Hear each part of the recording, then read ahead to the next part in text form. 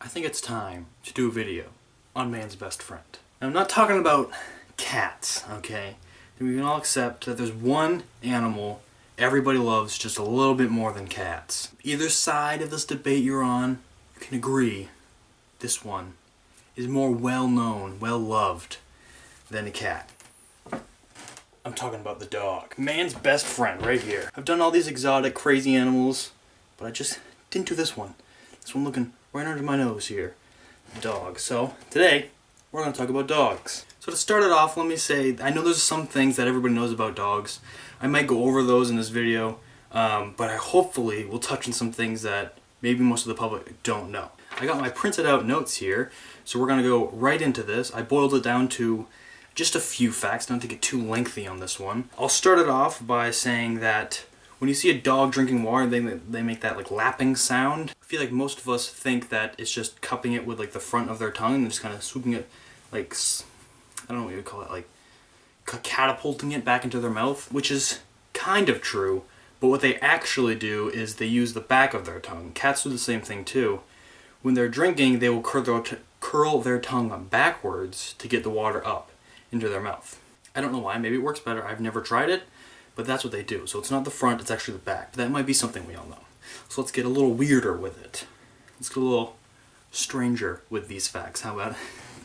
You get it. There's a theory, it's not completely confirmed yet, but it's a pretty well supported theory that dogs can detect a stormy weather pattern on its way. They'll kind of act a little funny and weird and stuff, and then lo and behold, a lightning storm will come or some sort of other storm event. So if you're taking your dog out for a walk and he starts getting a little weird, just crack out that umbrella and you'll be good. The next one, I'm sure we all know dogs pant to, in basically in form of them sweating, they pant, or at least most of their body heat, which is mostly true. They do that, but they do still sweat. And I'm not saying don't touch your dog because it's so sweaty. The only sweat glands they have are on their pads. That's maybe why, well, it is why sometimes your dog's pads might smell a little, funny, weird, because, they're sweaty. They're gross. They're sweaty. So just keep that in mind. That's disgusting. So just don't. Make sure your dog washes his hands every now and then. I didn't know this one. When you touch your dog and its nose is wet, it's wet, but that's because they coat their noses with a thin layer of mucus that helps them absorb different scent chemicals to let them smell better. Not smell better, but have the ability of smell to a higher degree. Running right off of that one, they smell better than humans, roughly like between 1,000 times better than us to 10 million times better than us, depending on the breed of dog. However, to make up for that, they have only 1,700 taste buds, which may seem still like a lot, and it might explain why the dog food is seemingly so disgusting. I don't eat it, so I don't know if it is, but it seems pretty gross. And that's compared to an average human who has roughly 9,000 taste buds. So that's why there's so much difference between our foods. Nextly, I have, when you go out and take your dog on a walk and they're going along and they go pee or they go to the bathroom somewhere and they kick their feet. Most of us have come to a conclusion on our own that is to cover up their, debris, maybe their scent or something. That's not true.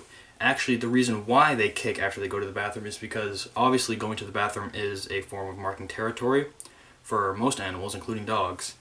But to further that ability, they will go to the bathroom, which acts as stage one of marking their territory, and then they kick their feet, which wipes scent from the scent glands on their pads onto the ground around there.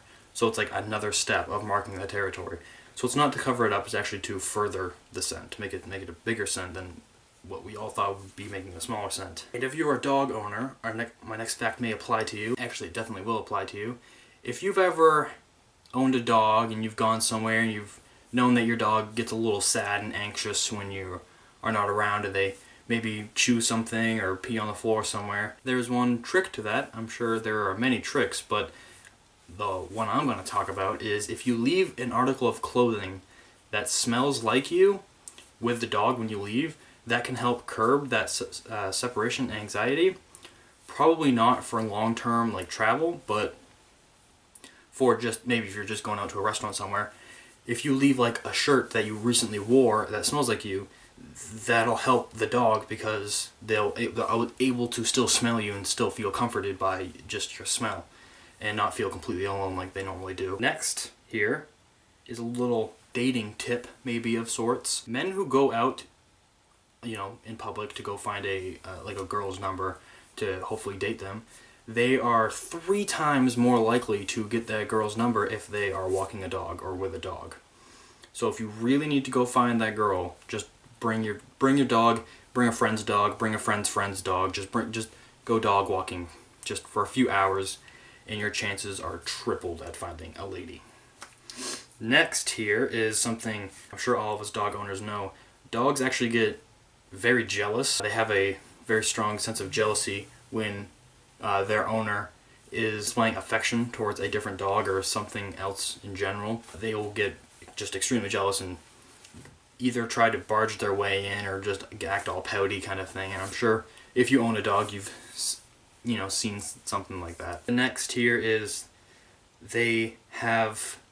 If you've ever seen a dog, they move their ears a lot. They wag their ears all over the place to help them hear. But maybe you didn't know that they actually have 18 different muscles in each ear to help them, triangulate sounds and really corner in on where that sound is coming from, which I thought was pretty interesting. I know my dogs move their ears all the time, but 18 muscles is a lot of muscle. And the last one I have here is probably one of the coolest things about dogs. They can be trained, and they have a minor innate ability to be able to detect different illnesses and different body chemical changes in their human owners. They can be trained to help people with diabetes to detect blood sugar level drops, which is just astounding to me. And they can help people that have seizures. They can help them when the dog will be able to tell when the person's about to have a seizure before the person even knows it.